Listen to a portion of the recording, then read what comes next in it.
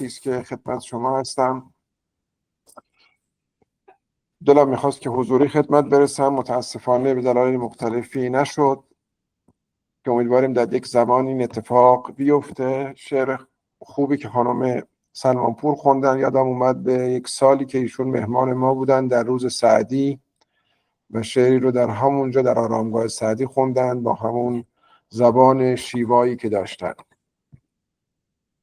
سعدی به روزگاران مهری نشسته بر دل، بیرون نمیتوان کرد الا به روزگاران.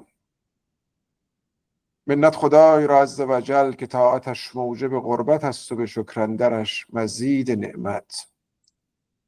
خداوندگار را شاکرم که در این ایام دلانگیز اردیبهشت ماه جلالی به میمنت نام بلند سعدی این افتخار رو پیدا کردم که با شما خوبان اگرچه از راه دور گفتگو کنم و از برگزار کنندگان خوش‌ذوق این نشست‌های فرهنگی و ادبی به ویژه سرکار خانم سیلوانا سلمانپور و دیگر دوستان عزیزی که با ایشون همکاری میکنند تشکر کنم. فرمودن که 33مین سال تشکیل انجمن ادبی حافظ، این نشون دهنده عشق و علاقه بنیانگذاران و اعضای این انجمنه که با همه فرازها و فرودها همونطور که شما در جریان هستید چراغ سخن پارسی رو در تنها انجمن ادبی دبی روشن نگه داشتن. یادم میاد زمانی هم جناب آقای حاج عبدالقادر فقیهی و برخی دیگر از دوستان در کنار خانم سلمانپور در واقع فعالیت‌های خیلی خوبی در مورد این مسائل فرهنگی داشتن که امیدوارم تداوم پیدا کنه. اردیبهشت ماه زبان و ادبیات فارسی است که اول اردیبهشت به نام سعدی و 25 اردیبهشت به نام فردوسی مزین شده است. دو بزرگی که علاوه بر شاعری در زبان آفرینی نیز نام دارند. صیت سخن سعدی همچون زمان او کران تا کران جهان را در نوردیده است. پاسداشت اول اردیبهشت ماه در آرامگاه سعدی آغاز شد، سپس در دیگر شهرهای ایران و جهان از جمله دهلی، ونکوور، دوشنبه، اپسالا، سیدنی و بسیاری شهرهای دیگر و خوشبختانه امروز هم در دبی پی گرفته شد. وقتی بحث شد که در خدمت شما باشم فکر میکردم که چه موضوعی میتونه برای مجموعه دوستان ما و انجمن ادبی که بیشتر به شعر علاقه دارند یا فعالیت‌های مختلف اقتصادی اجتماعی میکنند در زمینه سعدی کمی جذابتر باشه. خب میشد در مورد تاریخ عصر سعدی گفت، رابطه سعدی با سعد بن زنگی، رابطه سعدی با مغولان، حکمرانی خوب از نظر سعدی، زیباشناسی سعدی، غزلهای سعدی، قصاید عربی و فارسی سعدی در 10 باب و 8 باب گلستان و بوستان سخن بگیم و مسائل مختلفی که میشد در بابش پرداخت. اما مجال کوتاه و عرض کنم تنوع نگاه، تصور کردم بهتر ما یک بخش زبان فارسی و فعالیت و زندگی سعدی رو به هم پیوند بدیم. همون نکته هم که اشاره کردم، سعدی تنها شاعری است تقریبا در میان شاعران ما که در همه انواع ادبی طبع آزموده است. یعنی سعدی آثارش کلیاتش یه ارکستره، یه ارکستری که غزل داره، قصیده داره، رباعی داره، مثنوی داره، قطعه داره، نثر داره، حکایت داره، زیباشناسی داره و همه اینا موجب شده که از هر دری که وارد بشی بالاخره در جریان سعدی گوهری صید خواهی کرد. اجازه میخوام یه نگاهی بکنم به نقش سعدی و فردوسی به دلیل مزین بودن نام این دو بزرگوار در اردیبهشت ماه، به نقششون در زبان فارسی. چون این دو شاعر علاوه بر شاعری که بعضی وقتا شاعریشون هم واقعا سایه افکنده بر این بخش زبان آفرینیشون و نقشی که در زبان داشتن، با دیگر شاعران ما متفاوتن. صده‌های پیش از در واقع صده‌های پیش از اروپا میدونه دوره رنسانس در واقع اولین باره که به زبان، به مفهوم هویت نگاه میکنه. ایرانیان از یک هویتی محکم و خودبنیاد بر شالوده زبان فارسی برخوردار بودند و فردوسی و سعدی سهمی بی‌بدیل در حفظ و حراست این هویت و شالوده اون داشتند. اتفاقی که در اروپا میفته در واقع در دوره رنسانس، چون دقیقاً میدونید قرن 13-14 است رنسانس دیگه، این داستان سعدی هم در واقع در قرن 13 است، یعنی همزمانی که اونجا در اروپا اتفاقهای دیگری داره میفته. در دوره رنسانس بود که زبان لاتین که در اون زمان قبل از رنسانس در واقع تنها زبان و یک زبان واحدی بود در غرب، اینایی که در واقع دست دادن به تحولات اجتماعی و همون چیزی که بعدها به عنوان رنسانس ازش اسم برده شد، زبان لاتین رو دیگه بر نمیتافتند. یعنی اون رو یک زبان کهنه میدونستند که مروج افکار سران کلیسا و مبلغ افکار قرون وسطایی بود، پس باید این کنار میرفت. همین دوران هست که یه دفعه کسانی مثل پتراک، این خیلی مهمه، به خصوص این پتراک یه سونات هایی میگه در ایتالیا، و جوانی بوکاچو که احتمالاً بیشتر میشناسینش با اون کتاب معروفش دکامرون، اینا زبان ایتالیایی رو در واقع با آثار اینا ما میشناسیم. قبل از اون زبان لاتین در واقع در ایتالیا هم بیشتر مرجع بود، اما اینا زبان ایتالیایی رو شروع کردن یک نوع هویت دیگری بهش دادن و تونستن بهش بپردازن. یک کمی دورترش در واقع سروانتس با دون کیشوت زبان اسپانیایی رو متحول کرد و شکسپیر زبان انگلیسی رو. حالا این دوره مثلا 200 سال، 250 سال، 300 سال میگذره تا اینها در واقع اروپا زبان رو میکنه بخش از هویتش. اتفاقی که در ایران 4 قرن پیش از رنسانس افتاده بود. یعنی اگر قرن 13 رو بگیرید، در قرن 9 و 10 میلادی زبان فارسی زبان هویت ما بود. یعنی اگر نگاه کوتاه بکنیم به تاریخ ایران زمین، میدونید در دوره اسلامی، حالا ما در دوره باستان و زبانهای باستانی بحث دیگری است که پیوندش با زبان فارسی در اینا رو باید بعد روش بحث کنیم، به امروز نمیرسم، ولی در زمان خلافت امویان عباسیان در جهان اسلام آن روزگار یک سایه افتاده بود که ایران هم جزیش بود دیگه، بر فرهنگ بومی. اما در همین زمان، در همین سایه خلافت‌های عباسیان و امویان، به هر روی در سلسله های ایرانی زبانی مثل سامانیان، مثل صفاریان، مثل آل بویه شکل گرفتن که اینا خیلی حکومت هایی بودن که کمک کردن به گسترش زبان فارسی. رودکی در همین دوره سامانیان، بخش عمده زندگی فردوسی در دوره سامانیان، فارسی دری که بعداً به اینا در واقع خوانده میشه در اینجا شکل میگیره. و این 3 تا حکومت، یعنی آل بویه و در واقع سامانیان و صفاریان، خیلی کمک کردن به رونق. اما جغرافیای حکومت و زمان حکومت این سلسله ها کوتاه بود. پس از این سلسله های ایرانی ما شاهد ظهور سلسله های قدرتمند ترک زبان هستیم، یعنی غزنویان، سلجوقیان، حالا چه سلجوقیان ایران چه سلجوقیان آناتولی و خوارزمشاهیان، هر 3 تا حکومت‌های ترک زبانن. بعد از اینا چه اتفاقی میفته؟ ایلخانان مغول میان، بعد از مغول‌ها تیموریان میان. یعنی این روند رو نگاه کنید، میخوام به این نتیجه برسم که چجوری زبان فارسی با این فرازها و فرودها تونست دوام بیاره، رشد کنه، تعالی پیدا کنه و بخشی از هویت ملی ما بشه.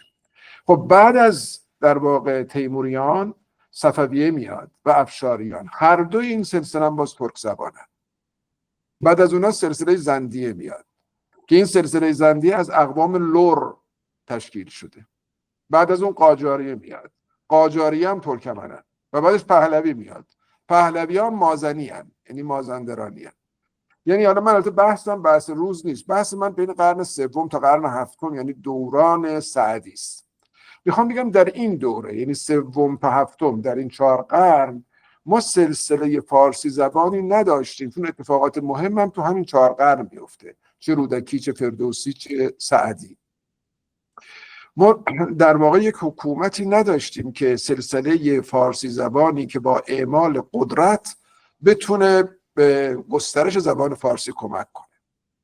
البته در عین احترام به همه زبانهای ایرانی، یعنی تمام در واقع گستره سپهر ایران با همین زبانهای قومی درخشان شده. در نفی اینها اصلا بحثی ندارم من، ولی همیشه یک زبان برای هویت میشه زبان میانجی.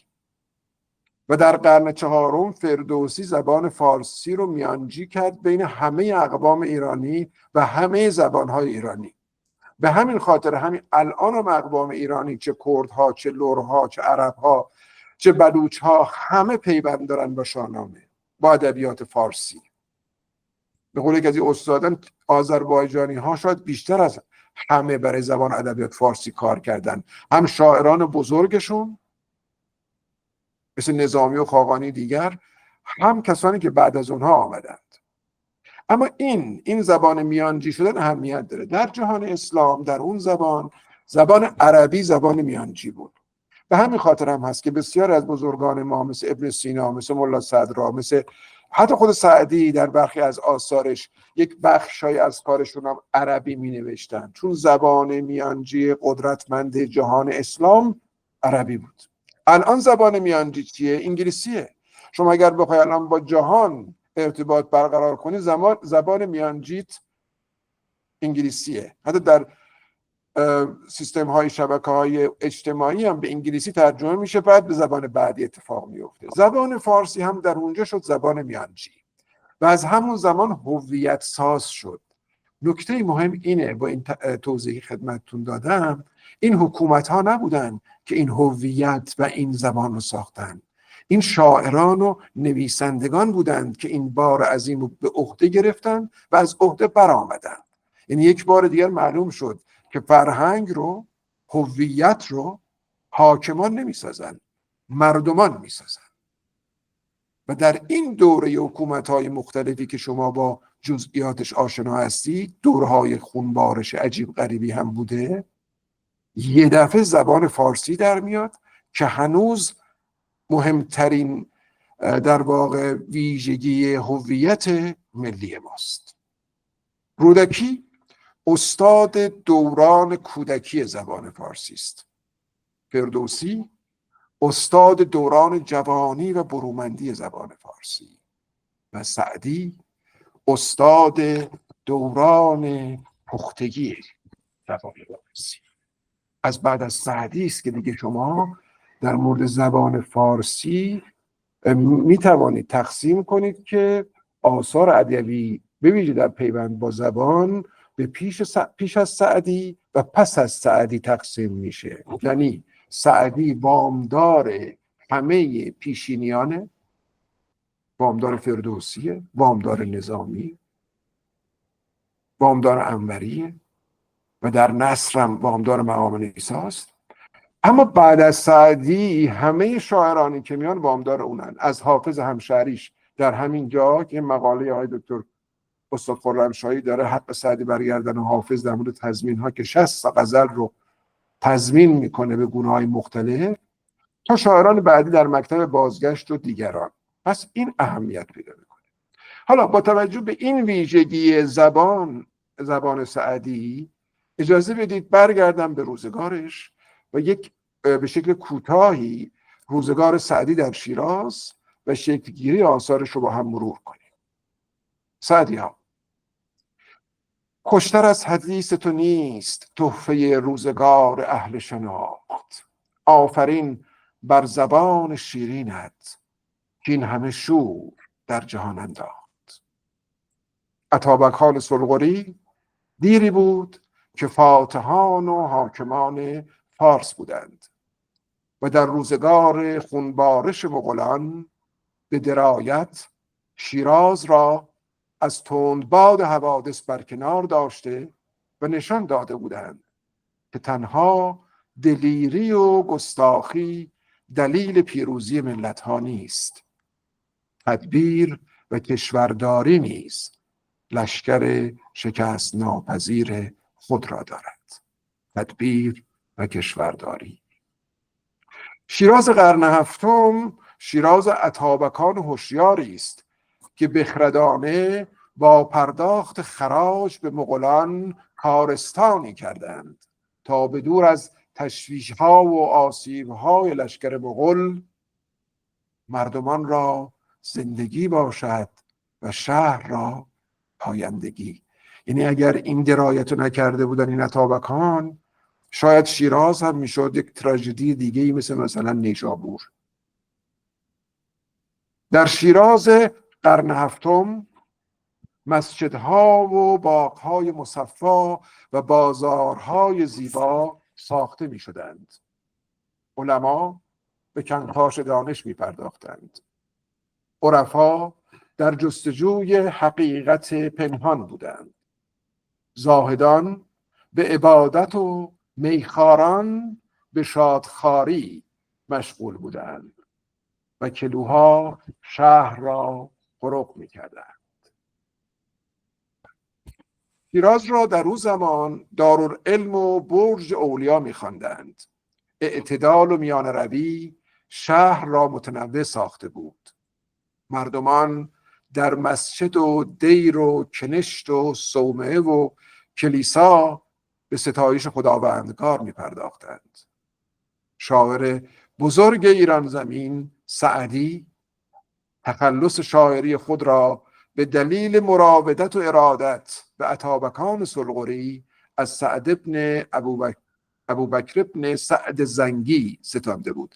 البته در مورد این که سعدی این تخلص خودش رو از سعد پدر بزرگ یا سعد پسر میگیره یا اصلا از بنی سعد به عنوان یک مجموعه دیگری میگیره یا اینکه نوع دیگری قبل از به شیراز بیاد داشته، بحثایی است که حالا نمیخوام وقت شما رو در اینجا بگیرم و نیازی هم نیست. اما انتخاب خود سعدی، هیچ وقت فکر کردید که خود سعدی معنیش چیه؟ سعدی یعنی فرخندگی، یعنی خجستگی، یعنی مبارکی. یعنی خود انتخابم با ذوق شاعرانه‌ای بوده، اگر حالا با حاکمانم پیوند داشته یا نداشته. افسر المتکلمین مشرف الدین مصلح ابن عبدالله سعدی مولودش خاک شیراز بود و در سال 606 هجری قمری در خاندانی که همه عالمان دین بودند زاده شد. 606 اینجا تقریبا قرن 13 میلادی دیگه. در خردی پدر از سر برفتش و به گمانی 14 ساله بود که شیراز پرآشوب و تشویش را وانهاد و به طلب علم قصد بغداد کرد که مدرسه نظامیه و مستنصریه‌اش در آن روزگار شهره جهان اسلام بود. بغداد هم مرکز خلافت، هم مدرسه‌های مهم دانشی داره، به همین خاطر هر کسی میخواسته بره اونجا به نوعی بورس میشه. همون که خود سعدی هم میگه مرا در نظامی ادرار بود، یعنی بورسیه داشت و میره به اونجا. حالا مدارس دیگه هم داشته. در آنجا سخت خواند و خطیب و شاعر و فقیه و عالم و عارف شد و در محضر بزرگانی چون ابن جوزی و شهاب الدین سهروردی رویید و بالید. سیر فی الارض را به جان نیوشیده و راه سفر گشوده. به روایت آثارش اقصای عالم را در نوردید و شام و حجاز و روم را و سرزمین مادری را رسیده بود. چون این زمانی که سعدی میره تا بر میگرده 14 سالگی بین 30 تا 34 سال طول میکشه که از شیراز دوره. به سال 655 آنگاه که فارس از آشوب و تشویش آسوده بود به شیراز بازگشت و در رباط شیخ کبیر ابو عبدالله ابن خفیف شیرازی رحل اقامت افکند و به راهگشایی و خدمت خلق پرداخت. شهر شیراز، نبوغ سعدی، رهاوردهای سفر در هم تنیده شد و هم در آن سال بوستان آرمانی شیخ را اتفاق بیاض افتاد. به روز همایون و سال سعید به تاریخ فرخ میان دو عید ز 600 فزون بود 55 که پردر شد این نام بردار گنج. سعدی اینجا به این کتابش میگه نام بردار گنج. برای شما شاید جالب باشه سعدی هیچ وقت اسم کتابش رو بوستان نذاشت. یعنی الان احتمالاً برگرده بیم کتاب بوستان مال شماست میگه مثلا بوستان نگفتن. بعدها در نسخه‌های اولیه این بخش رو میذارن سعدی نامه و در نسخه‌هایی که از قرن نهم، هشتم، اواخر هشتم و نهم دست ما رسیده اونا میشه بوستان به مترادف گلستان، ولی خودش میگه نامبردار گنج. در همین دیباچه گلستان چیز دیگه هم میگه چون این کاخ دولت بپرداختم بر او 10 در از تربیت ساختم. یعنی یه اسم دیگری که میده به بوستان کاخ دولته. کاخ پرداختن از ادبیات فارسی شما رو میبره به فردوسی. پیفکندم از نظم کاخی بلند که از باد و باران نیابد گزند. هم فردوسی شاهنامه رو کاخ خونده، هم سعدی بوستان رو کاخ خونده و این باز نوع نگاه مشترکی که این دو بزرگ داشتن. مثنوی معتدل حکمی بوستان بالاترین مثنوی حکمی در زبان فارسی است. شیخ پس از آفرینش حکمت‌های بوستانی خود نامبردارتر و شامختر از پیش در شیراز می‌درخشید. بر ما روشن نیست که حد فاصل میان آفرینش دو اثر گرانسنگ یعنی بوستان و گلستان شیخ به چه دلیل قصد عزلت کرد و دامن از صحبت فراهم چید. اگرچه خودش در مقدمه گلستان توضیح میده، مینویسه که چون بعد از که بوستان میاد و با اقبال روبرو میشه دوره چیزی کاری از سعدی بیرون نمیاد تا گلستان بیرون میاد. یک شب تأمل ایام گذشته میکردم و بر عمر طلب کرده تأسف میخوردم و سنگ سراچه دل به الماس آب دیده میسفتم و این بیت ها مناسب حال خود میگفتم. ای که 50 رفت و در خوابی مگر این 5 روز دریابی. و پس از این است که به اصرار دوستی که در کجاوه انیس او بود و در حجره جلیس بخت با زبان فارسی یار می شود، زبان سعدی در کام نمی ماند و گلستان به سال 656 آفریده می شود. در آن اوقات که ما را بخت خوش بود ز هجرت 656 بود. آفرینش غزل‌های عاشقانه، روایت عارفانه، قصاید فاخر، مجالس بشکوه، نصیحت الملوک خردمندانه و رباعیات و قطعات شاعرانه هر روز بر سیت سخن شیخ از کران تا به کران قلمرو زبان فارسی می‌افزود. حاکمان از پی هم می‌آیند و می‌روند، اما سعدی همچنان ماندگار میماند. در دوره اتابکی سوری آبش خاتون مأموران مغول امور فارس و شیراز را اداره میکنند.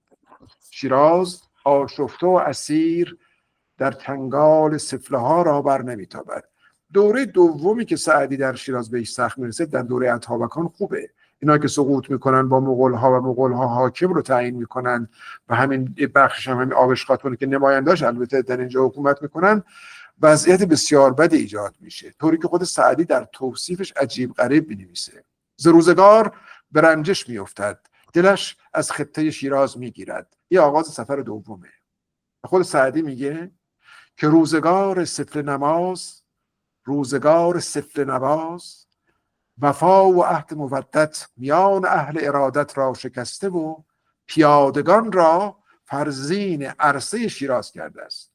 پیاده شطرنج شده وزیر، یعنی کسی که نه تخصصی داره نه فضیلتی داره شده حاکم شیراز. پیادگان را فرزین عرصه شیراز کرده است. ترک دیار میکند به قصد زیارت یار. به سال 662 بغداد نخستین منزلگاه اوست و در بازگشت از زیارت خانه خدا میره بغداد، بعد میره زیارت خانه خدا، بعد میره به تبریز تا اونجا حاکمانی که دوستش بودن تا عهد دوستی تازه کند و مودت جوینی ها را اندازه و از آن پس به شیراز برمیگردد. این خاندان جوینی یه خاندان فرهنگی هستند در دوران مغول و سعدی رو هم پدر معنوی خودشون میدونن. صاحب دیوان جوینی هم یک پولی میفرسته برای سعدی، ازش میخواد که اونجا به یک خانقاهی یک رباطی بسازه و همون پول است که حالا سعدی بعد از که در مجموعه ابن خفیف بوده بعد خانه‌ای هم در شیراز برای خودش پیدا میکنه، شروع میکنه همین جایی که الان آرامگاه سعدی است با همین پول صاحب دیوان ساخته شده و همین چشمه و همین آب و همین جایی که اتفاق میفته از اون زمان هستش. طوری که اولین گزارشش هم ابن بطوطه اون سفرنامه نویس مراکشی میده که قرن 8 دوره حافظ ابن بطوطه میاد شیراز و گزارش میده از وضعیت همین باغ سعدی.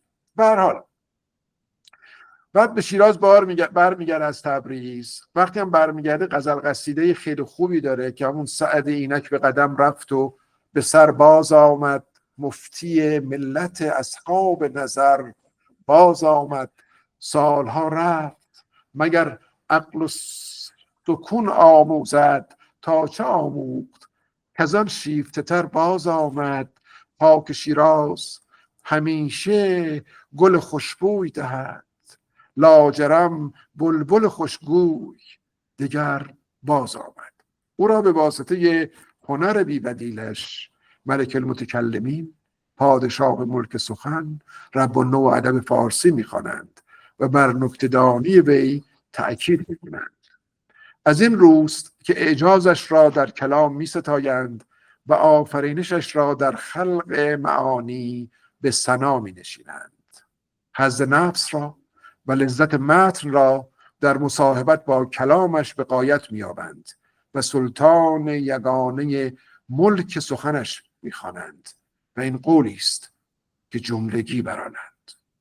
سخنانش بی حشو و زواید، انگاری دلاویزی است که هوش نیوشنده می‌رباید و زلالی بی پایان کلامش ذوق سلیم را به ملاطفت روح افزای می‌آفریند. صافی آبگینه کلامش روانی چشم ساران را ماند و جانبخشی معانیش تکریم بسیار را شاید، وگرچه در بحر مکاشفتش مستزرقیم. حال که از این معاملت بدراییم، به قدر وسع خویش و نه به بلندای نام شیخ خوشه برچینیم و هم از این روست که سهل و ممتنع غایت اندیشه ماست در ثنای او. نه والا جایگاه کلام و روشنان بیان و تعظیم شأن او. تشبیه روی تو نکنم من به آفتاب، کینمت آفتاب نه تشبیه روی توست. لطافت طبعش به پرویزن معرفت بیخته، شهد عبارتش به بلندای معانی برامیخته. از این روز که حتی تلخ داروی پند در خوان او شربتی است سودمند که گوش هوش می رو باید. و از این روست که ما را مجال سخن بیش در بیان او نیست که کمال حسن ببندد کمال گویایی. ما را همین سر است که بر آستان اوست. نه به دوران خیش که به روزگاران از آوازه نام و کمال فضل بلاغت خیش به فراست آگاه بود و نیک میدانست که ذکر جمیلش در افواه عوام افتاده، صیت سخنش در بسیط زمین رفته، قصب و جیب حدیثش را همچون شکر میخورند و رقعه منشآتش را چون کاغذ زر میبرند. سعدی حکمتدانی است که بیندیشد آنگه سخن بگوید و فرایند این رویکرد چنان شد که آثارش چون قوس و قزح بود بر آفتاب. به ناگزیر نه کافه انام از خواص و عوام، که 7 اقلیم به محبت او گراییدند و شهره آثارش چنان شد که خود سعدی میگه شنیدم هرچه در شیراز گویند به 7 اقلیم عالم بازگویند. این نکته مهمیه، یعنی نقشی که سعدی در نام بردار کردن شیراز داشت. به قول اون شاعر ترک، لشکر شعر سعدی نام شیراز رو در همه جا جاری کرد. قبل از سعدی در متون ادبی نام شیراز رو شما کم میبینید. بعد از سعدی تمام دیوانها به گونه‌ای به شیراز میرسند، چون مهمترین رسانه اون روزگار همین دیوانها بود. و چه کسی لطیفتر و دقیقتر و زیباتر از سعدی؟ از هندوستان امیر خسرو دهلوی تا تبریز تا ترکیه در آناتولی، همه نام شیراز رو با سعدی میسنجند. در خلق معانی دستی چیره داشت، نیک رای بود و نیک تدبیر، جوان مرد و جوان طبع و جهانگیر. هم بر این سیاق روزگار میگذرانید و به کسب دانش و خلق و آفرینش آثار گرانسنگ خیش دست میازید. آثاری که دستی در حکمت و بینش داشت و رویی در هنر خاصه او و بر این قرار کلیات خیش را طرحی ماندگار در انداخت. در سال 691 هجری قمری قرار ماندن را به عزم رفتن وانهاد و روی در عالم اعلی کشید. در 85 سالگی هر که نشنیده است وقتی بوی عشق، گو به شیراز آیو خاک من ببوی. ممنونم از توجه.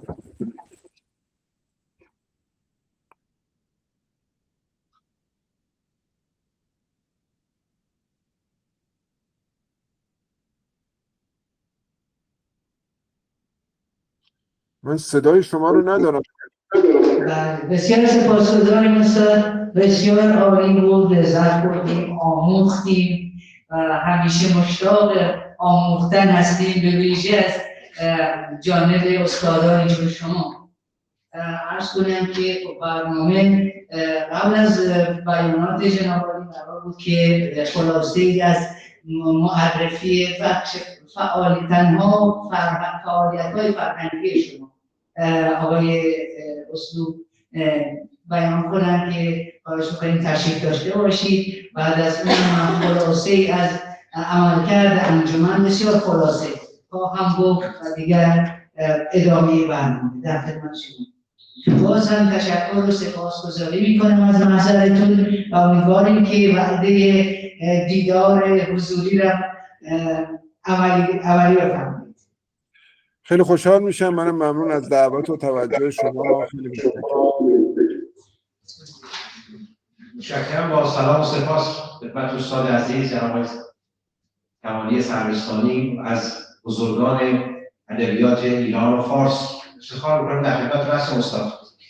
اگر اجازه بدید من بخش‌های البته ماشاءالله فعالیت‌های شما بسیار بسیار زیاد بوده. من فهرستوار در یک صفحه خدمت عزیزان می‌خوام بگم.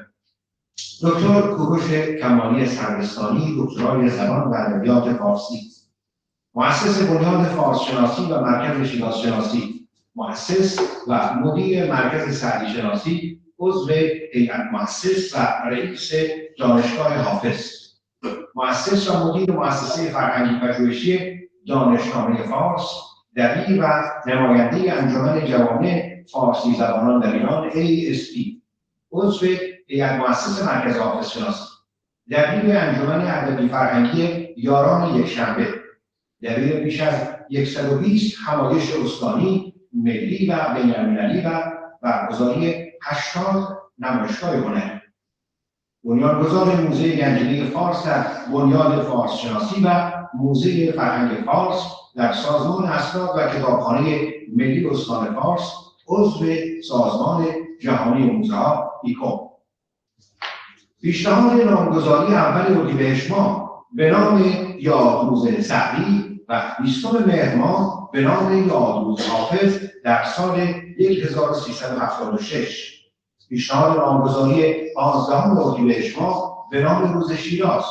پیشنهاد و مشاوره طرح باغ موزه ادبیات ایران و جهان در جوار حافظیه. مدیر مسئول و سردبیر 2 فصل نامه سعدی شناسی که 34 شماره آن منتشر شده است و چاپ بیش از 90 مقاله علمی در نشریات مختلف از جمله مهرنامه، بخارا، کتاب ما، سعدی شناسی، حافظ شناسی، بهینامه و نیز دانشنامه‌های ایرانی‌ها، زبان و ادب فارسی، تشیع و دیگر. نویسنده کتاب‌های مختلفی چون دانشنامه آثار تاریخی فارس، مجالس شاهنامه، باغ‌های تاریخی شیراز، مساجد تاریخی شیراز، داستان شیراز، یکی قطره باران، سعدی شیرین سخن، شرح قصاید فارسی سعدی و صدها مقاله و فعالیت‌های بسیار بارز و زیبا از استاد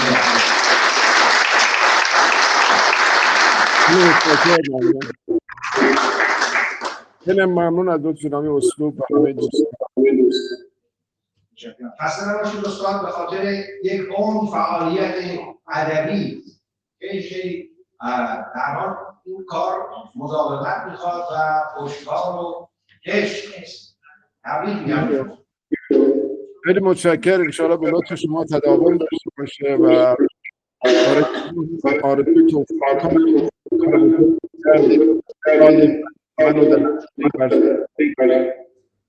استمرار بخشیدید واقعا هنر بزرگ.